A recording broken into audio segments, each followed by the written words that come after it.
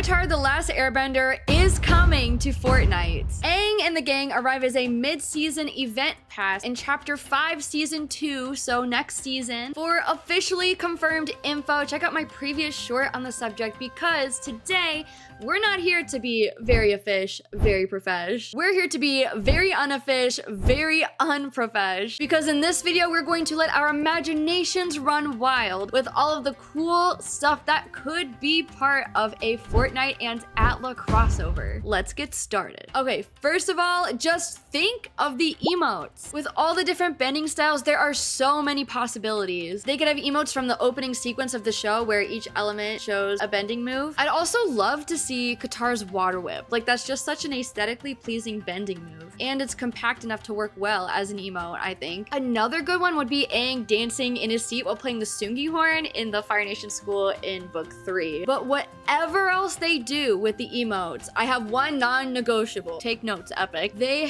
have to give us a traversal emote of the air scooter. Let's talk harvesting tools. Think about all the cool options we have for harvesting tools in the ATLA universe. We could have Zuko's, excuse me, the blue spirits, dual swords, and Kiyoshi's fans. Oh my god, that also a non-negotiable. Epic, I need to see this. We could even wield Sokka's space sword. Speaking of Sokka, you know what would make a great in-game weapon? Boomerang! I mean, we've already had an in-game boomerang, the kinetic boomerang, so they should bring it back as like Sokka's kinetic boomerang or something, especially because then we could all say, Boomerang, you really do always come back. Another thing I wonder is, will we be able to bend? Instead of boulders that you roll down hills, you could like pick it up and bend it. Or maybe we could have like element attacks in like a Deku Smash style where it's like a big attack and you like shoot fire out. Maybe in build, when you harvest mats, you could actually be harvesting elements and build with that. I mean, they already have like harvestable earth. The metal, you could metal bend. I don't even play build anymore, so I'm not really personally invested in that idea, but it would just be cool if something like that could exist. Okay, let's talk heals. There's the obvious,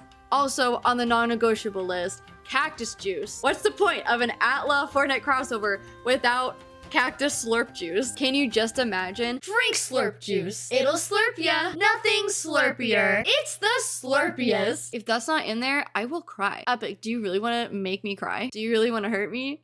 Do you really want to see me cry? In addition to the classic non-negotiable cactus juice, other interesting heals could be onion and banana juice, unfried dough. Instead of the normal fruit or veggies from the produce boxes, we could have peaches for Momo. And instead of spicy peppers, you could have flaming fire flakes that give you a speed boost. It'd also be cool to incorporate tea in there somehow, but not at the expense of cactus slurp. Sorry, Iroh, priorities. How could a member of my own family say something so horrible? Nothing like sharing a cup of cactus juice with a fascinating stranger. Oh my god, that would be such a great emote idea. A cooperative emote where you're just both drinking tea and you can do it with enemy players around a campfire where you should be hunting down and killing them in a battle royale, but you're not because in the spirit of Avatar, Iroh and Toph, you're having tea with a fascinating stranger. That one was not on my list of ideas to talk about today.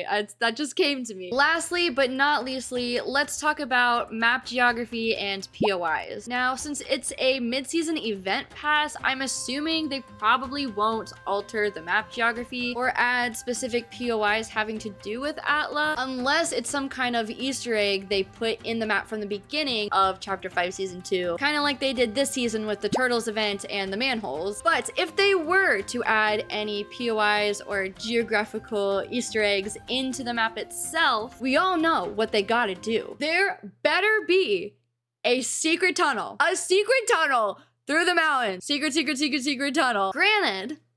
Granted, there is the tunnel where the little buddies are on the edge of the map. Was that an Easter egg? There wasn't any like ATLA themed stuff in there, unless you count the little mini pirate ship. Maybe that's where the pirates from the Netflix series went. They just got lost on their way into the series and got lost in the secret tunnel in Fortnite.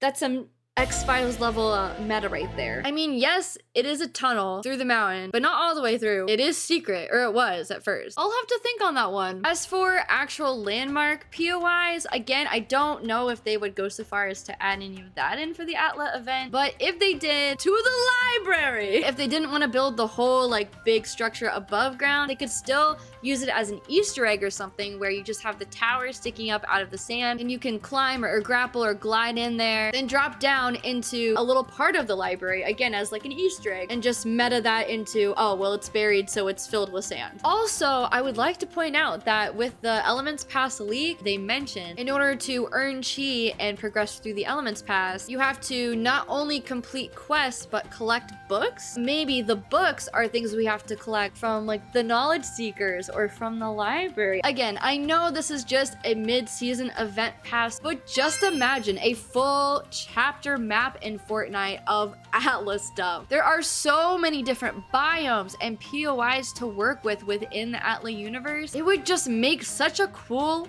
map. Ice and snowy biomes. You've got the volcanic biomes of the Fire Nation. You've got deserts. You've got canyons. You've got swamps. The air temples themselves would make amazing POIs. The possibilities are truly limitless. Honestly, I would love to see Fortnite do something with ATLA like they just announced they're doing with Disney and make an immersive world featuring the characters and POIs from the ATLA universe. Like imagine Disney's VMK. That's Virtual Magic Kingdom for the non-zillennials, but Nickelodeon's ATLA. That would just be so cool. They did it with Lego. They're doing it with Disney. Please pick ATLA next. In fact, you should give the ATLA fandom our turn before Disney. Like you should let us skip in line because honestly, as a fandom, we've had it rough, okay? We have yet to experience a quality reboot. There's a million Disney things and Disney games out there, and who knows, maybe Fortnite actually knows and respects the wishes of the ATLA fandom more than, say, Netflix, and will actually, you know, give us the things we want to see instead of the things we don't want to see in the